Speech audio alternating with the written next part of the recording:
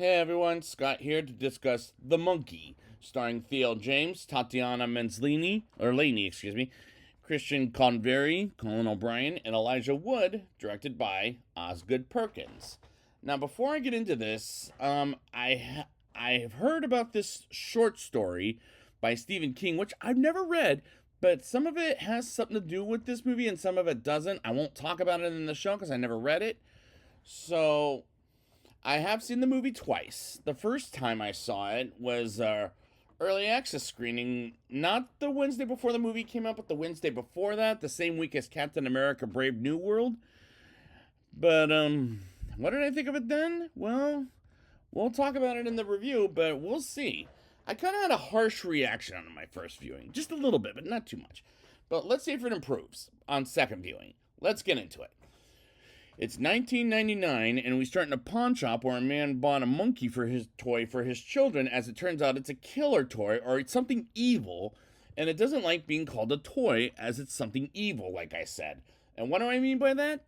The toy monkey killed his children and tries to return the toy monkey, and a Final Destination kind of trap, like an arrow kills the man who works at the pawn shop thanks to a rat biting off a piece of rope and getting an arrow through his heart. And the man with the children, who was played by Adam Scott, which I didn't recognize, by the way, it took me to like when a podcast I listened to told me about this, tries to burn down the pawn shop. And we go back to 1999 as Hal Shelbourne and his older twin brother by 3 minutes, Bill, both played by Christian Convery, as Bill acts like a serious asshole to Hal as they approach the evil toy monkey from a box, and Bill turns the key and sees what happens, and Bill doesn't believe it, does jack shit. And I fucking hate Bill for the little prick he is throughout the movie, even when their mother Lois, played by She-Hulk herself, Tatiana Maslany, as their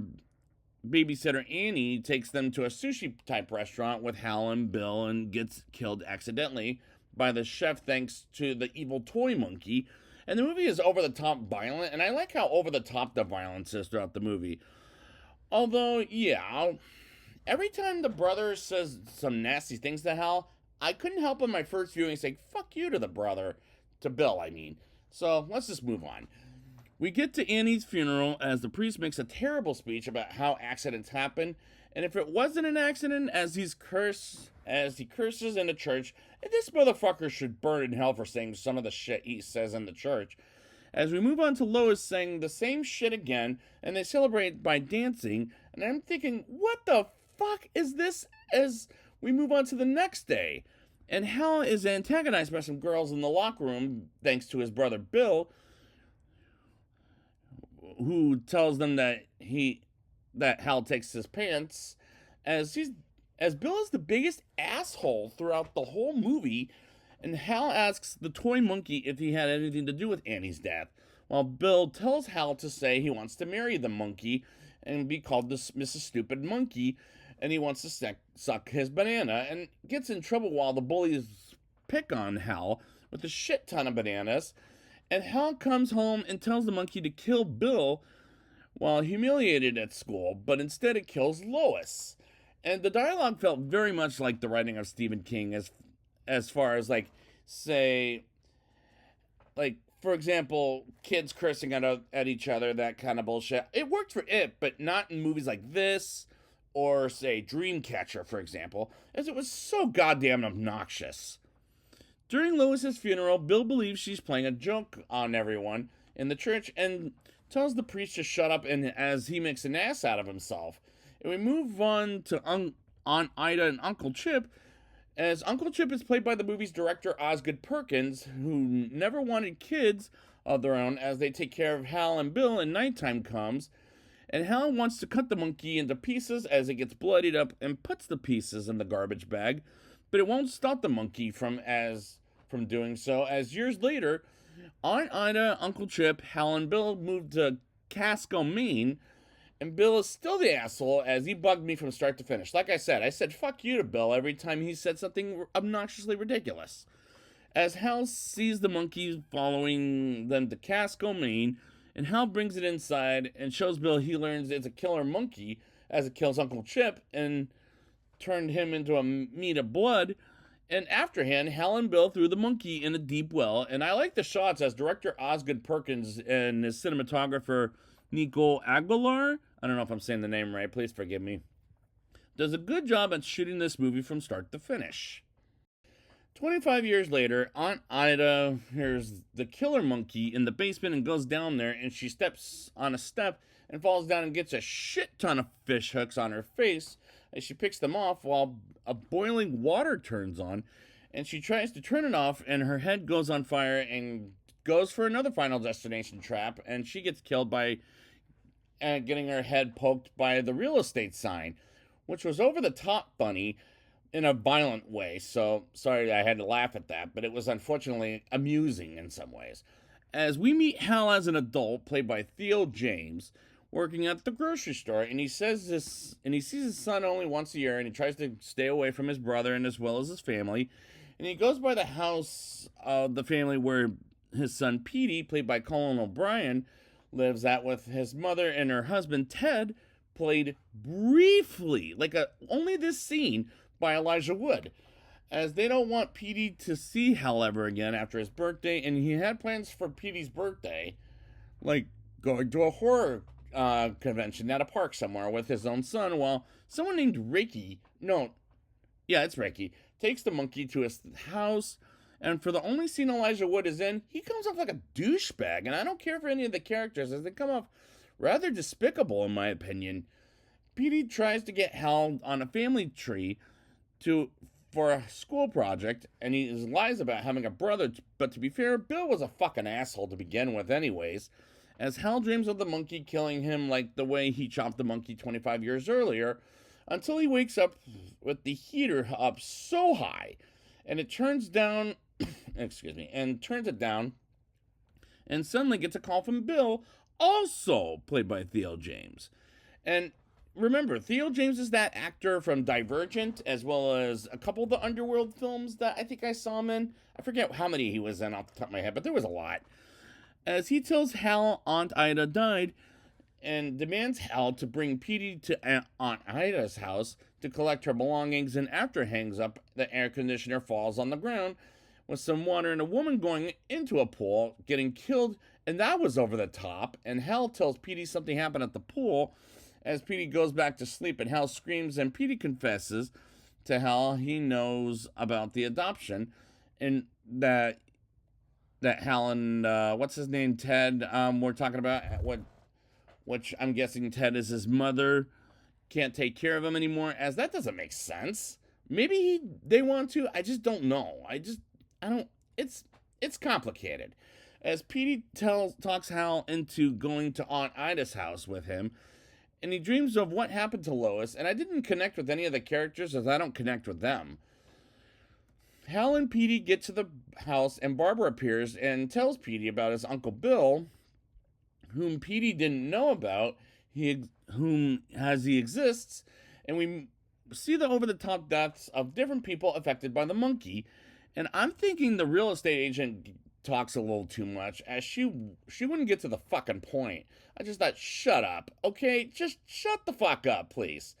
As she uses different keys to get into the closet and suddenly gets an over-the-top death with a shotgun, and it makes her miss a finger, and so far I'm almost an hour into the movie, and this movie isn't scary to me at all. While Hal is questioned by the cops, and they suggest he stay at a motel, and as they bring the dead body of Barbara out, some cheerleaders we'll see at the very end were cheering, and I have no idea if they were cheered about Barbara's death, or if they got out of the cursed house, and gets a call after the cops leave by Bill, and Hal says the monkey could be anywhere at this point, as Hal looks up Bill's number and calls himself Mrs. Monkey, and there were some scenes that were very problematic, like the fact that Bill calls himself Mrs. Monkey, and the cheerleaders were just, I don't know, I don't get what the fuck they're doing. We get a narration by a brooding Bill about how or when he can find the monkey, as we go back to the year 2016, which happens to be the year of the monkey, which is when he started looking for it and lives in a place where he sets up traps in his entrances, and he has the monkey as well as having a dangerous house as Hal's boss gets killed, and someone named Ricky comes that I brought up before comes to Bill's house, and Ricky asks for it back, but Bill says fuck off, as we're back in the current days, and makes it his mission to get the monkey back. While Hal explains to Petey he's better off with Ted, whom I can't tell if he wants to give him up for adoption or keeping him for himself. While Hal calls Bill and demands him to bring Petey, as he wants either Petey to wind the key or turn the key, or Bill. And this is so far not the worst time at the movies, like I remember from my first viewing. Hal confesses to Petey accidents happen, as he was not a mistake, while Hal admits Petey was the best thing about his life, as he has terrible baggage in his past. And that he doesn't want to spread around to Petey, and Ricky comes to the motel, and points a gun at them and takes them to the house and Bill, and demands Petey to go in the doggy door. Yes, I said it, the doggy door. As Petey doesn't know a damn thing about that monkey, while Petey goes through the doggy door and falls for only one trap by his Uncle Bill, which almost gets him killed, but he finds even more traps that he doesn't fall for them ever again, while Ricky admits he hates cops. And they find a beehive in front of the house, and Petey first meets Uncle Bill and shows them the monkey. And Bill asks Petey to turn the key to the monkey, and he says what will happen as it kills Ricky by getting the bees on the beehive and killing Ricky by going in his mouth by a hole that he made after accidentally shooting the window at one point in the car. Excuse me, which almost made me sick, but that death felt very bad CGI, as there excuse me, are some good things in this movie as well as problems with it, and that was one of the problems. We learned Bill wants the monkey to kill Hal because he killed their mother and knows he wanted Bill dead after he beats up Petey, and it throws Bill out to the wall, and Petey catches up with Hal, and the monkey grants Bill's wish by causing an apocalypse to the world, which reminded me of M. Night Shyamalan's Knock at the Cabin, and the deaths wasn't anybody's fault. And Hal says he's sorry for the death of their mother, and Bill forgives him by almost handshaking Hal and pulling off the cleaning of the hair twice, while this motherfucker is a real asshole. And the third time, he accepts and gets up, and the monkey bangs the drum one more time and puts a cannon to blow Bill's head off, and it kills him. And thank God, because this motherfucker deserved it, as that felt like a relief. And Hal and Petey have the monkey as they keep it close and hold on to it tightly as people die left to right, as a man with a burned up horse looking like a ghost walking by them at the traffic light, while Hal thinks of taking Petey dancing because of Lois, aka Hal's mother, or Petey's grandmother. And the light goes green for Hal to drive away, and there was a great shot of this as the school bus of cheerleaders get decapitated by a semi-truck passing by them, and that was over the top, but an interesting choice. While I was enjoying the shot, and credits rolled to an after credits teaser of director Osgood Perkins' next movie, Keeper, which will come out soon this year. Despite there's no release on IMDb yet, but so far I heard it was October. I could be wrong when I last checked. And the climax didn't make this Osgood Perkins' best works, but did I like the movie? Let's get into the rating. I'll give this movie a 5.8 out of 10. I did like the way this movie was shot, as director Osgood Perkins and the cinematographer Nico Aguilar does a good job at shooting the movie, while the gore as well as the violence was over the top, as there were times it actually was pretty funny in a ha-ha kind of way, even though at the same time I felt bad for it. And those were a good time for the movie's sakes. But the writing throughout the movie felt like very Stephen King's writing, as far as the abusive relationship between Bill and Hal goes, as Bill felt like the most abusive to Hal. That kind of annoyed me when I get to the end of the movie. Unfortunately, the movie didn't scare me like the ads promised me it would be, so that felt like a letdown. as well as false advertisement, as Longlegs was the main reason I did this, as well as Gretel and Hansel. Maybe I'll get to the other ones that he might have done as far as director when I get to Keeper, but which was the one I didn't like, as Longlegs is obviously better than this. And Gretel and Hansel, and the music choices felt very old school, but at the end of the day, I didn't care for any of the characters, as they felt very despicable, including the main character Hal and his son Petey, as I didn't connect with them despite the second half of the movie is all about them.